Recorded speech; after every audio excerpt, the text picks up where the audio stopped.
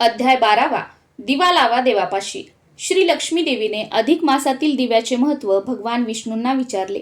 तेव्हा श्री विष्णू म्हणाले, प्रिये, अधिक मासात देवाजवळ दिवा लावण्याने फार मोठे पुण्य मिळते, कारण दिव्यामुळे आपली सर्व पापे नाहीशी होतात. देवाजवळ दिव्याची स्थापना कशी करावी ते आधी सांगतो. पहाटे उठून शक्यतो थंड पाण्याने स्नान करावे. स्नानाचे वेळी तीळ, आवळ्याचे उटणे गोमूत्रासह अंगाला लावावे आणि सर्व पवित्र नद्या तीर्थांची नावे घेऊन स्नान करावे. 1000 कामे बाजूला ठेवून प्रथम स्नान केलेच पाहिजे. स्नानानंतर धूत वस्त्र नेसून देवाजवळ उजवे बाजूस म्हणजे देवाच्या उजव्या बाजूस एका पात्रात स्वच्छ समई ठेवावी. त्या समईत 7 तंतूची 5 बोटे लांबीची कापसाची वात ठेवावी. समईत तेल किंवा तूप घालून ती वात पेटवावी. नंतर त्या दीपाची यथासांग मनोभावे पूजा करावी. नंतर हात जोडून प्रार्थना करावी. हे भगवान पुरुषोत्तम देवा, अंधाराचा नाश करणारा, नवे तेज देणारा, पुण्यकारक, मोक्षदाता असा हा दिवा मी तुला अर्पण केला आहे. माझे कल्याण कर.